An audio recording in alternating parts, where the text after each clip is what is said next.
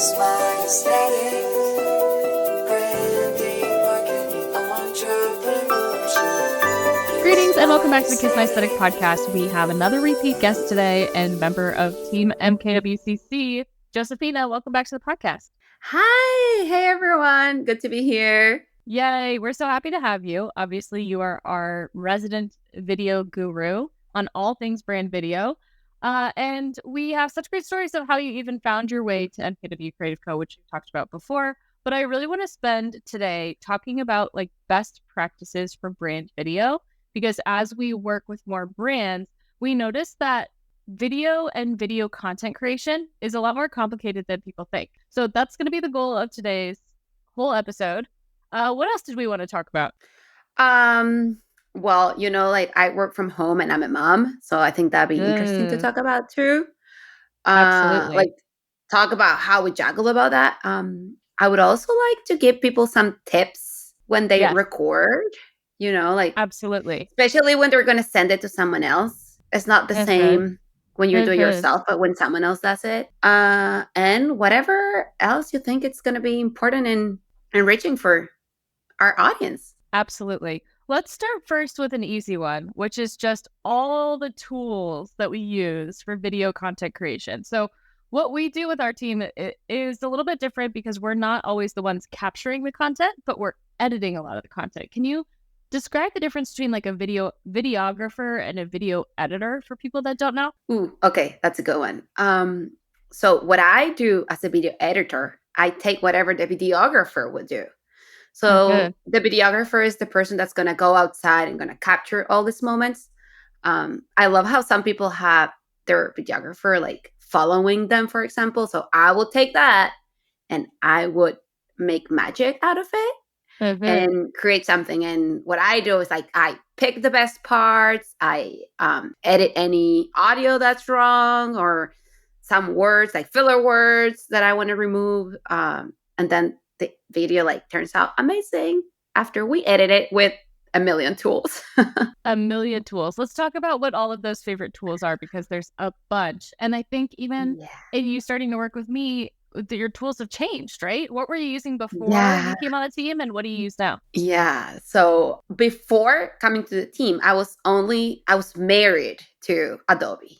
So I would use anything Adobe, and for video editing, I was using Premiere Pro, which at the time wasn't working properly. It was super slow, and like the tools were, because we live in Adobe, we know how everything works, but still it was very hard and not very user friendly. So when I started to get to know you, I started to learn like, okay, there's another word outside Adobe, like, Canva, CapCut, your phone.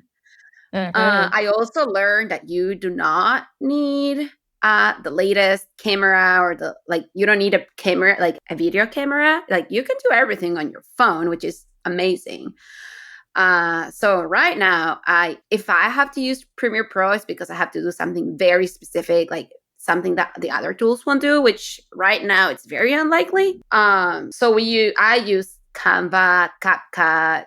We edit inside of TikTok. Now like Instagram is keeping up with TikTok, so they have a lot more tools, but still not a lot. But for CapCut, I use the app version, the desktop version, and the browser version.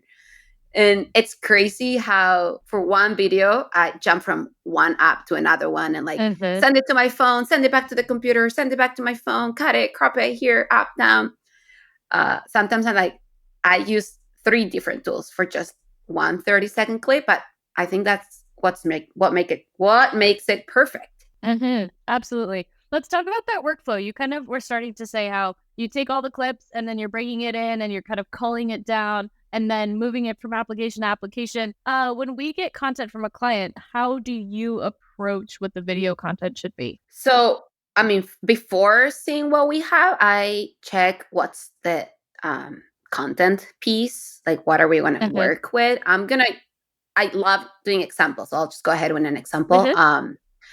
We're doing a bees content for Hemsley Ranch, for example, because they have bees now.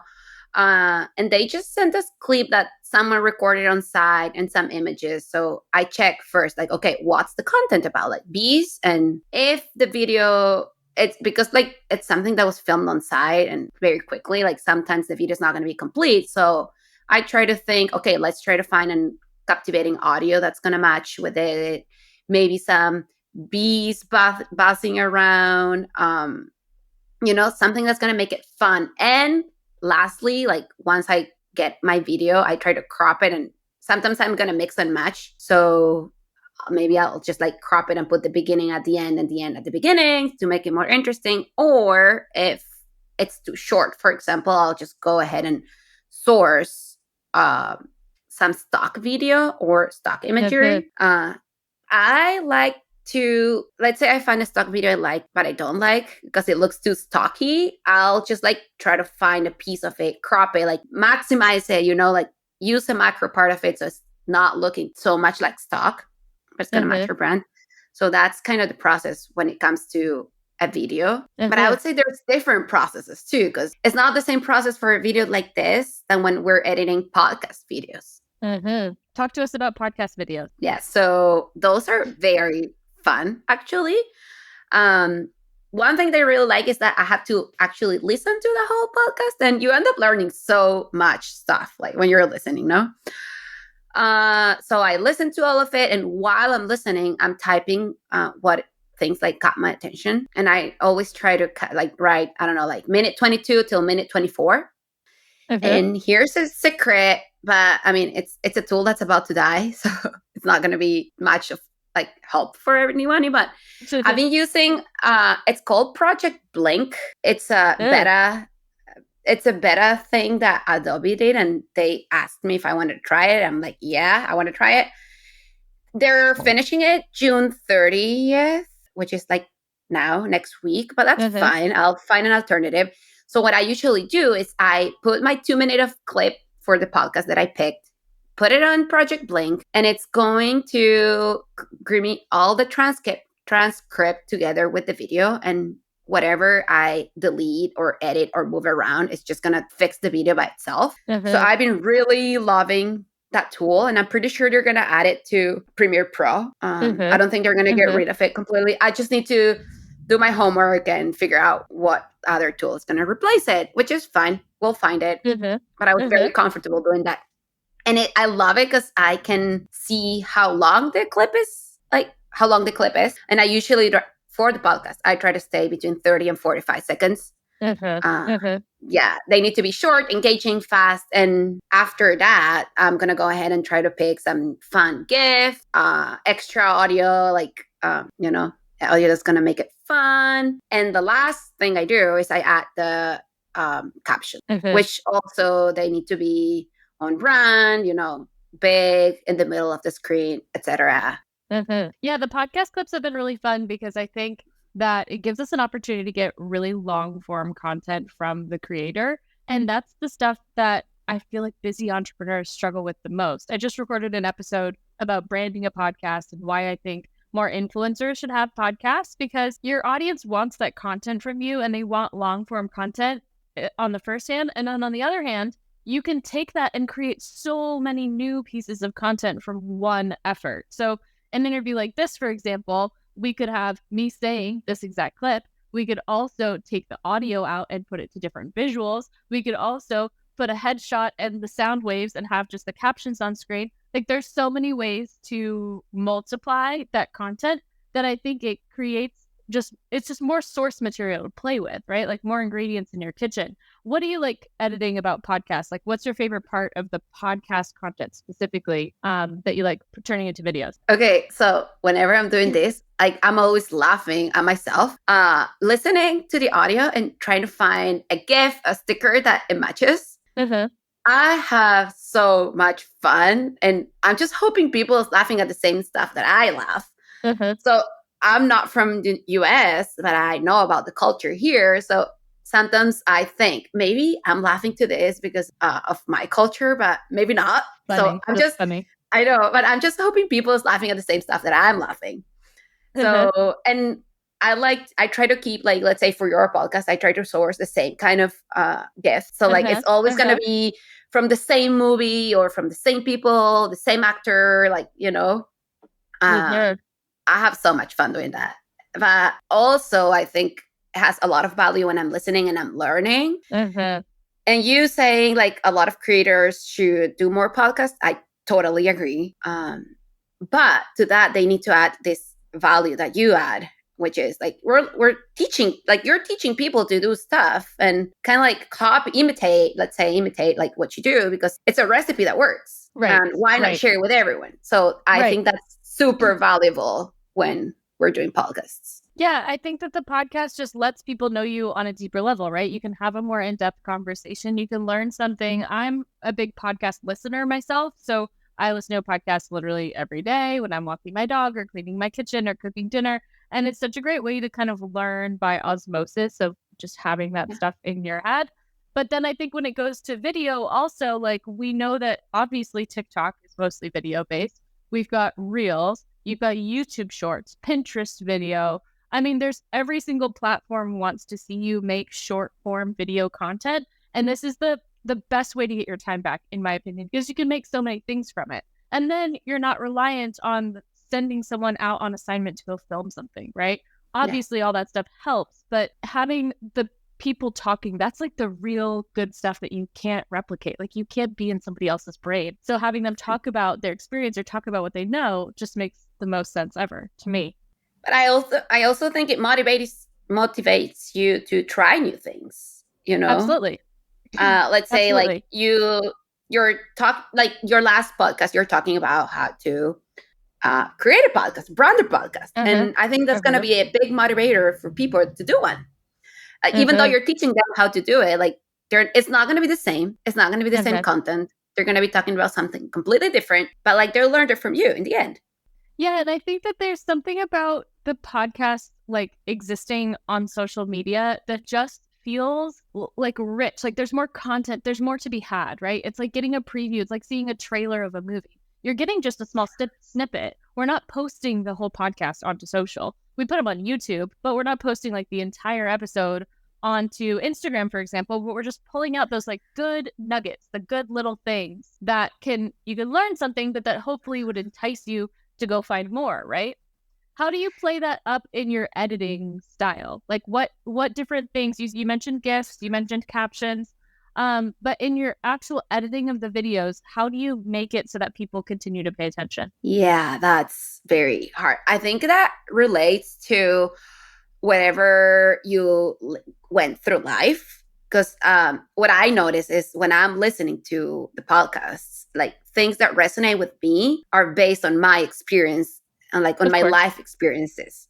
So I have to be very aware of that whatever I'm picking is not only related to me, but it needs to relate with other people as well. So I try to be very broad about that. And it's crazy, like how I tend to go to the things that interest me more. The snippets that I pick, they're always related to something that I lived, that maybe we talked about, maybe I talked with someone. And then I'm like, okay, I don't think that's going to be interesting for everyone. So I just got to move on and pick something else. But yeah, like whenever I'm picking, I'm hoping I'm nailing it and picking something that's going to be an interest for everyone. Like you said, like everyone's brain, like I cannot be on someone else's brain and someone cannot be on my brain. So sometimes I might pick something that only relates to me, but I try not to. Anyway, I think that most of the things, like the whole podcast is very interesting. So usually it's very easy to find things. Even like sometimes I'm editing podcasts and I'm like, oh my God, there's so much good stuff here. Like we only do like 2 edits per podcast, for example. Like I'm like, I could pick 5. Like, how am I going to do? Like, I could keep going. So it just depends. I think it's very personal, but I need to be open-minded when it comes to that. Yeah, but also I think one of the things you've done so well since we started working together is considering how to add more elements to a video, right? Not just letting it be the video on its own, but switching up the angle or switching the editing style or making a quick cut or adding, like when people have emphasis on certain words, representing that from like a graphic design standpoint, I think is really what our team does particularly well, because you have a graphic design background. So like you understand like fonts and animation and motion graphics. Can you talk a little bit about how that can enhance what you're talking about on video? Yeah. So it's very boring just to watch a video. Like it's very monotonous. Like if someone like watches us right now without all the editing that we're gonna do after, they're gonna be like, okay, this is boring. So we gotta make it interesting. So what you said, like sometimes I would do like if we're having a conversation, just switch the camera from my camera to your camera, or zooming in our faces when we're talking about something, or expressions. I think that's very important, like to consider when we're working on this. Also, something I really like to do is make the captions huge on one word. So, like huge, I would make, now that I said it, I would make the word huge, huge, and keep everything constant on the same font size. But yeah, like you said, I think that my graphic design background really helps here. Also, when it comes on with positioning, colors, but still, I've learned a lot throughout the process. I was not perfect at the beginning, but working together has been great because, like, we learn a lot from each other. Mostly me from you, but that's fine. No, we're all learning from each other. And I think we've learned also, like, how do we create our own style? How do we create a style that our agency is known for and that people can keep coming back to? And I think it's kind of that blend of like, it is graphic design based, but also very music informed. Like I think about some of the trends we've taken advantage of for our clients where, you know, the mock-up changes to the beat drop, or there's a transition in color, or all the collage reels that you've worked on. Like, why are those just so visually satisfying to look at? And they're so fun to do as well. Like they are time consuming because I might not seem like, but I'm a perfectionist when it comes to my work. So, and I think that's one of the reasons. I think most of creatives can relate to this. Like we procrastinate because it's never ready. It's never ready. So doing those collages is like, okay, so there's a minimum. There's a mini tiny pixel like coming outside of the crop that I hate. So I have to go back and like erase it. But I also think that's part of who we are and what we do. And that's why it's very good. It's not like those not good edits, crops. So.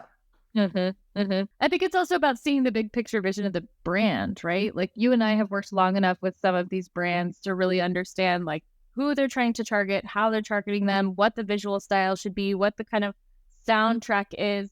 Because we talked about for a long time the difference between like trending content and evergreen content, and when and how we should lean into trends. And what I kind of advised all of you guys on is, imagine you're someone new that's coming to this account and all of the reels were trends and you couldn't really understand what the business was and what they were trying to offer, right? So how much of your time do you spend like looking at trends, considering trends, or are trends kind of an afterthought because you're focused on the actual visual content of the video? I think trends come last in my brain. Especially like I said, like everything comes from like who you are and what you do. And I don't consume trends as much. So I think that comes like, so that's me. So I'm trying always to focus on what you do, what you don't do, what your business is, like who you are. And whenever I'm like, okay, I'm stuck. And that's when I will go to trends and see, let's see what's going on that's fun that we can use. So I work like the other way. Yeah. The other issue is with trends, we don't always have the flexibility from the client side to be able to do them exactly when they come out, right? So there may be like an audio that's trending or a type of video that's trending, but by the time we're executing it on it, sending it back to the client for approval, then scheduling it in the calendar, that trend has come and gone. Yeah. So it's almost a worse look if you're doing like posting a trend like a month late than to just focus on what you do, stay focused on in your lane, maybe participate every once in a while or borrow something from a trend that's cool. Like we've done like photo dumps or project summaries and things like that. Those are super useful, but you can't let 100% of your content be trend based, in my opinion. Do you agree with that? Yeah, I do. And I think like it gets boring at a point. Like let's say all the trends are, I don't know, dancing, and like then suddenly you're only dancing. I'm like, but I want to see what you do. Like I want to get to know you a little more. You know, I know you can dance, but what else can you do? Who you And are? we want to hear you, right? We want to hear that first person perspective. We want to hear you talk your way through things. And for people that are shy about that, I think it's just a missed opportunity. I keep thinking in my head all the time about how this younger generation, like we had to take public speaking class in high school and middle school. Did you have to take public speaking? I had to take it when I was doing my MBA here in the States. I did not have to do back home. I mean, I'm sure it was part of like the curriculum, but not like a class. But here I had to do it. Oh my goodness, awful. Okay, so let's compare too, because I noticed that with Hemsley's venture, the Hemsley Scholars kids were so good on video compared to Savvy Giving by Design, the designers, which are of an older generation, where it was like pulling teeth, getting them to just get on the video and say who they are and what they're doing. So there's such a generational divide, I think, of people who consume short form video content, then know how to parrot it back and say things in full and complete sentences and talk directly and, you know, get out their whole thought in under a minute, versus I think sometimes older generations have a hard time doing that. Did you notice that as well? You're right. Now that you say, there's someone that I work with, she only wants to do like static graphics and stuff. And I'm like, let's put you out on video. Like people want to see you. And she's a little older than me. And she does send me the video, but at the end she's like, no, let's not post them. Like I'm not confident about it. So and they're good, but yeah, I think it's a generational thing. And what I think is that we are in the middle. Yeah, absolutely. Like, we got a little bit of this, a little bit of that. So like we converge perfectly, which is great. Still, I'm still shy though. Yeah, but you just posted a video the other day with a voiceover. I think voiceover is a great workaround, right? I love that. But then what the problem, I always am going to find a problem and a solution. So don't worry. But what I think with that is English is my second language. So sometimes I'm not very confident about the accent, but at the end, I'm like, whatever. Like, but then your accent is just as much your brand as you are. Yeah, like, true. Even if someone hired you, they'd be talking to you and you'd have your accent anyway. So you might as well put it all out there and be like, this is how I talk. And if anything, you might attract somebody who English is their second language. True. Yeah, and I see a lot of videos of people like that English is their second language. So, and it's fine. They're fun. So I'm trying, and I do really like doing voiceovers. I know. Yeah. I'd like for us to do more voiceovers for clients. And I think now with CapCut, there's so many great ways to kind of like mask your voice or put a voice filter on that are so interesting. I think that green screen is a great type of video, but I kind of want to go through and I'm going to rank my favorite types of videos to get from clients, like from favorite to least favorite. And then you tell me if you agree. So the top of my food chain of my favorite type of content to receive from a client is them talking on a podcast. That's my favorite because they could be talking about something and then we can supplement it with the visuals of the thing that they're talking about, right? So if we're interviewing like Ashley for Hemsley Ventures and she's talking about polar bear, we can put images of the polar bear diner with her interview clip. That's my favorite kind. I feel like that's the most informational. It's the most unique. It's the most useful, the most helpful. I think my second favorite type of video is the video that the client captures and then sends to us of like walkthroughs, tours, on-site, kind of things like that. But big fat star, asterisk, it depends a lot on the quality of the iPhone video. So it's like, let's pause in our list here. What are some tips that you have for capturing really good, high quality iPhone video? God, I think I can only give one and we're done. Please clean your camera. Clean the lens. Clean your lens. Like that's the only, if you do that, everything is going to come out right. Of course, there's a lot of things that we can do. Like, you know, hold it with both hands close to your body. Try to be like as still as possible and like move all your body while you're doing it. Do not cover the mic. Do not cover the camera. Here's one that I've been doing a lot. Flip your camera upside down. Oh, yeah. Yeah. That has been a game. I do a lot of videos of my baby. And I edit them. I film them with my camera upside down. Whoa, game changer. Like, try it. That would be like basically, but please clean your lens. Clean the lens. I think also I'm noticing that like still clips are performing much better than like pan clips. So like on my trip that I was just on, it was so funny. So I was telling my friends, you know, we'd go somewhere and everyone takes the pan from a left to right and left to everywhere you go. New restaurant, a hotel, everyone's getting clips like this. And I was like, no, just get still clips. Just find something that you would take a picture of, but make it a video, and you'll find other ways to use it. Because when you're trying to cut together a montage, for example, of a lot of different clips, and they're all moving like this, it's gonna be so hard to watch, right? Versus just like a still, stable clip, like an opening sequence of a movie. You just want like a still shot with the object moving, like somebody going by on a bike or a palm tree moving or this, like finding more, again, like things you would take a picture of, but instead just capture it as a video. And those are so satisfying. Like, you know, like it's stillness and like calm. And then something happens. I like those too. Right. Because then your focus as the viewer, you're not so focused on the action of the actual camera. You're focused on what's happening inside of the frame, inside of the scene. Like, okay, if this camera is still and there's a bridge and there's a tiny guy on a Vespa driving on the bridge, all of a sudden I'm paying way more attention to that than if the whole scene were moving around. I might have missed it. And also, I think those are very useful for when you're doing like a photo dump, but a video dump. Oh my goodness. Cute. Yep. Yes. Yeah, and they're so multi-purpose because you can also use clips like that and just have the whole content of the video be text only, right? So you can have it be the video and be like boop, boop, boop, boop, boop, boop, and like all the text bubbles pop on to communicate your message. So I think that those ones go a really long way. And I love having even just like a backlog of content like that. Like we're getting ready for San Diego Open. So I went and pulled all the videos I ever took like from the beach in San Diego and that are just like still shot, right? And that's why it's important to have evergreen content. Yes. Okay, explain the evergreen content. Yes.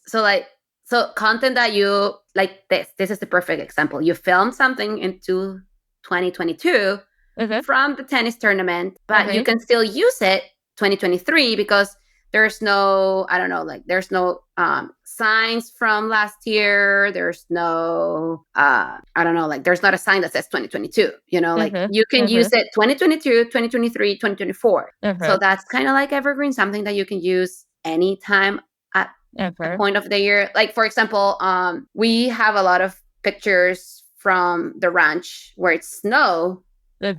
So those like are only going to be evergreen to use them during winter. Like I cannot use those now. So, I mean, that's a quarter of evergreen. Yeah, true. So that's an example. Like it's still evergreen, but it's not. But so we can also pull those clips to compare it to now, right? So like you could create a type of video content that was, this is this scene 4 months ago, 5 months ago, and then be able to flip back and forth between the two would be a really cool piece of content, right? Yeah, you could still use it. Well, here's an idea. Yeah, exactly. So I think as a business owner or creative or influencer or someone who has a brand, like consider filming the moments that you feel are maybe not interesting to you or they feel mundane because there's probably a use case for that. So if we're going back to our list, podcast content, definitely our favorite type of content, the most rich, the most information, the most easy to match with other things, the most easy to repurpose. Then after that, clips from the actual client. After that, photography, I would say, is the next best visual. What do we think? Yeah, but between photography and the one that are you gonna say stock? No. Okay. I'm gonna say, so you said like the client filming. But I also like when they film the client, like the person. Oh, yes. I think of the person. Yeah, because now that we're doing the trailers for the other podcasts, I loved sourcing those where I could see the girls talking. Exactly. Or like little clips of the person like doing things. So that's someone filming you, I would say. I think that even goes above the clips that they've taken because probably. you need those clips. Again, it's something that you can't source somewhere else, right? So we throw stock in there because having stock video sometimes just helps to fill in the gaps and like pad what you otherwise couldn't capture. But I think about that with social media feeds a lot too, right? Like in 2017, 18, 19, you could run an entire business on stock photography only. Like you never needed brand photos. And then everybody got like brand photo, and brand photos are still totally worth it.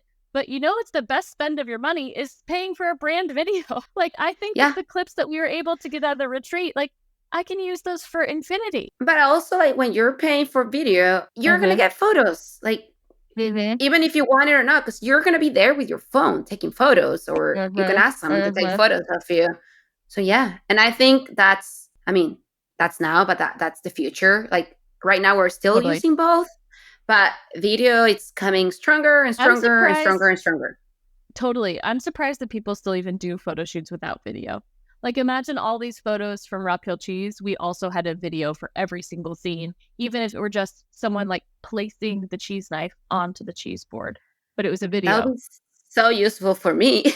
right? Right? Yeah. So I Yeah. think, again, the tip here is like consider anything that could be a photograph could also be a video. And like now you say this, when I'm trying to source stock video, the images that I found, they're gorgeous. And then they're like, I wish there was a video of this exact picture, but on video. And there are not. So I think there's a big opportunity there for, I don't know, like a future, like someone that wants to go into videography, start doing the stock videos that are not out there and upload them. I'll use them. Or making stock photos that are specific to things that are trends. You know what I mean? Like having, I think that like a lot of AI is going to play a role in this. Like I think watching just all the coverage of this submarine, the submersible that went missing, with people making their like green screen videos. Like imagine you had actual stock video or of a background of a submarine. Like I think there's just things like that where you could capitalize on creating new content based on what's trending in pop culture. But I think the style of stock video content has changed a lot too, right? Like it used to just be like handshakes and writing paper and da da da da da. And I think one of the things I've pushed our team to do is really consider the visual style and like the color editing and the fonts and the styling of the video as a way to continue that with your brand. And I even put that on in the last podcast. It's like the things that you should consider as a brand is like what does your brand look like on video, but also what does it sound like? Like what are the sound effects? Because I think sound effect is also another great way to elevate and emphasize what you're saying on video. What do you think about using sound effects? Have you dabbled with that so much? I've tried. It's still hard for me because it's very easy to miss the mark there. But I'm trying. I know it makes it so much more fun and engaging. It gives this little extra, but same as stock video. There's not enough. I'm sure you can find them like YouTube or something, but there's not like free stock enough. There's so many in CapCut. There's so many in CapCut. Are there? There's so many in CapCut. No, we're gonna have to get together and go through it because like there's not like I don't any like they're okay. I feel like they could be better. Yeah, but it depends. You have to be really specific about what you're looking for, right? So I think each brand has its own sound. I like things that are a little bit more punchy and funny and kind of like catch you by surprise. So I'm always looking for kind of like the cha-ching sounds or the sparkly sounds or the chime sounds or the whoosh sounds. Like those very much fit, I feel like, the kind of branding that we're doing. But I would love to see us make more content for Hemsley Ranch using like barn sounds, like horses galloping. And even if it's just still photos, but to have a soundscape that sounds like what you're looking at, I think would elevate that content so much. And those are in CapCut. They're in the ambient sound folder. You got to keep scrolling. Let's just get together to do that once. Trust. But there's so many ways. We also have an Artlist.io subscription now, so we have access to way more audio content. Also, right before this call, I got on the Midjourney train. Oh my goodness, I'm so excited about Midjourney. It's like an AI image generation tool, and I think we're going to be using a lot of that because imagine we could create images of like what it will look like to be eating a burger at Polar Bear, and we could set it to the background sound of like burgers on the grill, which we have. We have a video clip of burgers on the grill, right? It's just such a great visualization tool, and it's such a fun way to like elevate stuff. So what I was working on today, which I'll show you after this, Josefina, is I had Midjourney generate an image as if the beaches in San Diego were flooded with tennis balls as like a promo, right? So much fun. So like as if there's just tennis balls everywhere, right? So imagine putting those, they're just photos for now, but in the future, they're going to be videos. That's where AI is going, right? Imagine putting those photos as a collection and the sound in the background is like waves crashing on the beach. But listen, like you did that on Midjourney, and that's something that you can totally have done in Photoshop, but how much time would you have spent doing that? And you just did it. And it's great. Oh my gosh, and it's so fast and it's incredible. And I think AI is going to come help with video editing as well, right? I think it's going to be a thing that I can't wait. It's going to be amazing. It's going to be amazing. Because imagine we could take a client, like let's say their video got compromised from their podcast. What if we could take a headshot of them and put their podcast audio on it and it would like move their mouth as if they were talking? Yeah, and that's going to happen. And I don't think that's going to take our jobs away. Like, No. that's because someone needs to use the AA. Like, someone needs to know how to use it. And that's still going to be us because we're always like learning and improving. You would have been so mad. I was on TikTok Live this morning and I was working in Canva and somebody came on and said, you can't call yourself a designer if you're going to work in Canva. And I said, knock yourself out, but I'm going to laugh all the way to the bank on this one. This is a $30,000 project that I'm doing in Canva. So my goodness. Like, you know what? Like, are you serious? I was like, I'm using this tool because it benefits my client. What do I care? If like, totally. What? And so it was crazy because someone else wrote, this is so sad to watch.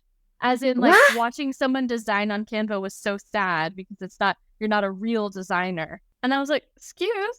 So I can't believe after all I don't know how my TikTok algorithm like put me in front of a bunch of people that didn't realize that I'm like the biggest Canva fan on planet Earth. But were you using Canva a lot before you started working with us or not so much? No, only a little bit. Like I didn't even have a pro account. And I'm gonna be honest, I was like this people. Like I was born and raised with Adobe. Like I was married to Adobe. But then I started learning more and more. Even I think like my biggest hit was when I did the video to get hired by you. That's when I used Canva like for video for the first time. And I'm like, ooh, we're into something here. And I kept learning. And like you always say, like the tool does not make the designer. Yep. You know? Yep. And like we are designing in CapCut, same thing that my 13-year-old nieces are using. Right. But that makes me a designer, but it does not make them a designer because they didn't go for school. Like they're just doing it for fun and intuitive, but they don't have the same eyes as I do.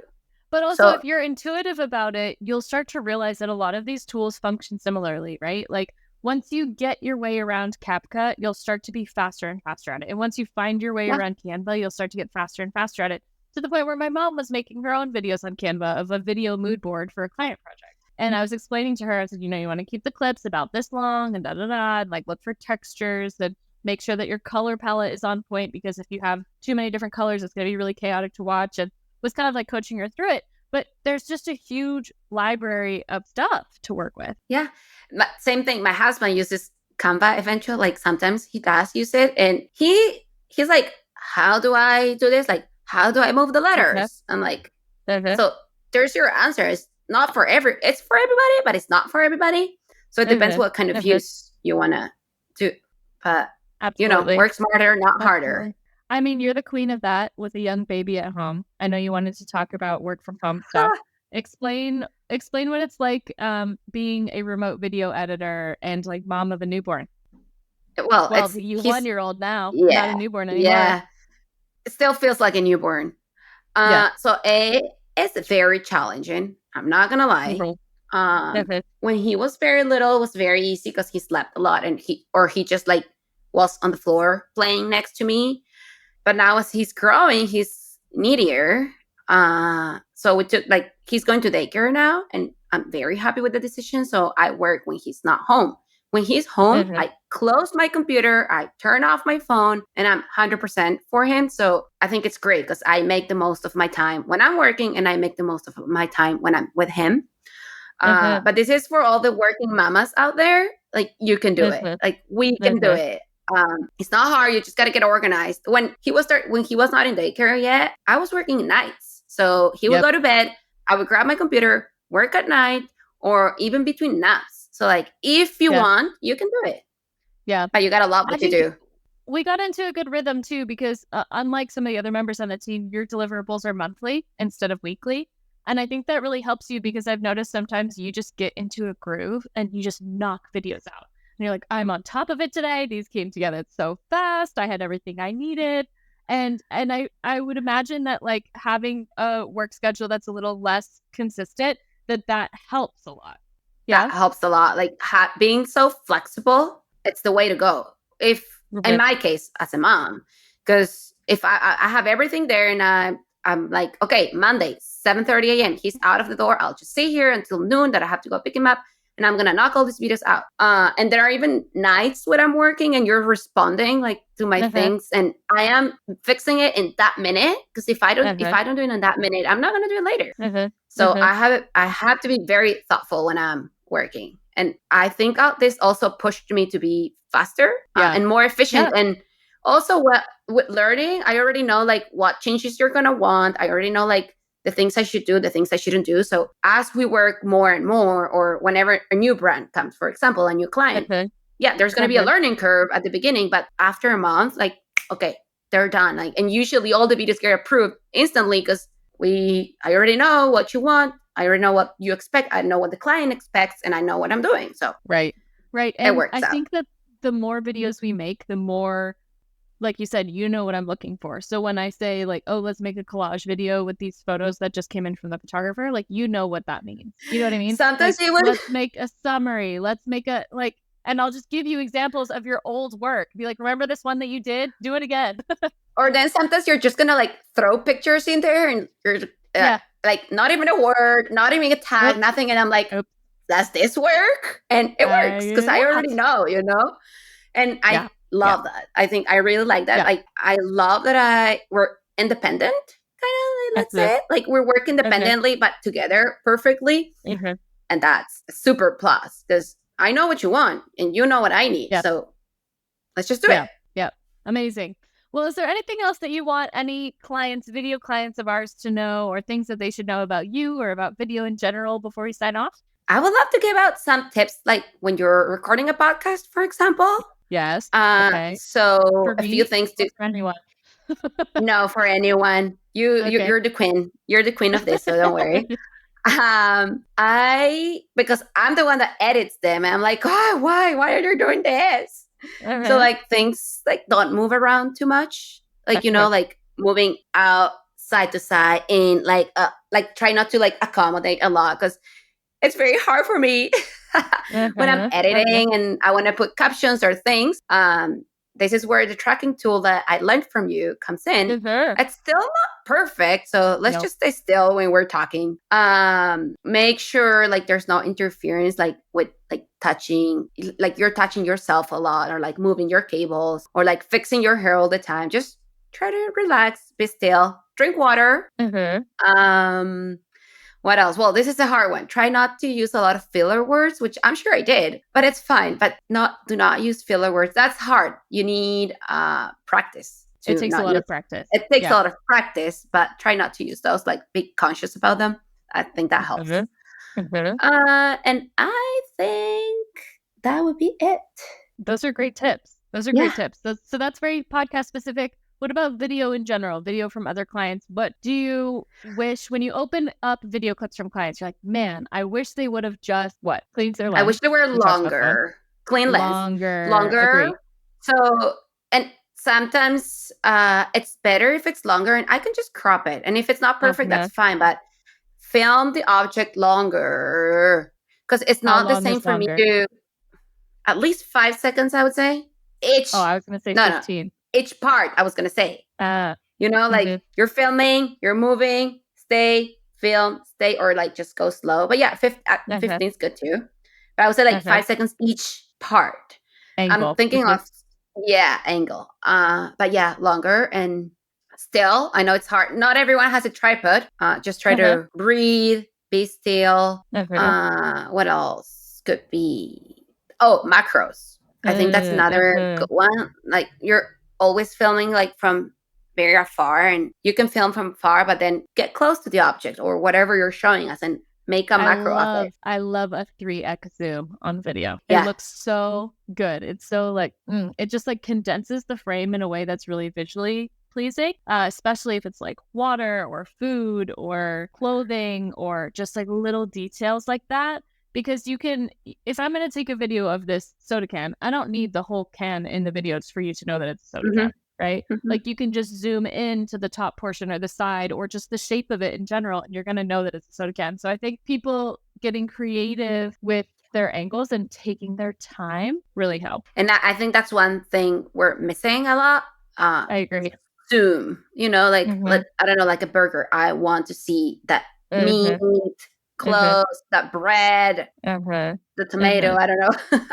Yeah, I want to because see close. because also when you're zoomed in close, you can imagine what it's like to be taking that video clip yourself versus when it's a big wide angle in a place that you've never been, in a room you've never been with a bunch of people you don't know. It's harder for the person watching the clip to feel like they were there. Yeah. And if the whole point of these screens is to like really bring people closer to your brand, then give them the opportunity to feel like that they were there. But then if I can always like, from the video that you send me, I can zoom it in, but it's not the same. So like maybe people's going to say, just zoom it in from a video that you have. No, it's not the same. It's going to be pixelated. It's not going to be the same quality. Like, no. So I think that can elevate the brand experience a lot. Absolutely. Well, these are fabulous tips. If everyone wants to follow, super fun, and see everything that you're working on and see your work, let us know where we can find you online. Well, I'm mostly on Instagram, Josefina.videos, or you can find me on TikTok. I can't wait for you to post every video you've ever made on your TikTok because I think you should. Should I do that? Like, should I grab all the videos I did for the other clients and just repost them? Okay. Yes. I'll do it. Yes. Let's do it. Sometimes I'm like, maybe I'll just sharing on stories. But no, even better, start it with a little clip of you, maybe even voiceover or time lapse or something, where like, I'm going to show you all the videos I made in 1 week. And then and you just share all the videos you made in a month, for example, for a brand. And that's something you do really well, like showing your work while you're at it. You gotta show your work while you do it. Yeah. Absolutely. I'm trying to get better at that. Thank you so much. You're doing great. Thank you for having me. It was so much fun. Yes. It's always a pleasure talking to you. Oh my gosh, likewise. So everybody follow Josefina, Josefina.videos. If you're working with us for social media management, Josefina is on your team by default, making a video, and we look forward to working with your brands. If you're listening, feel free to reach out. So we will catch you next time. I think that's pretty much it. Bye. Bye.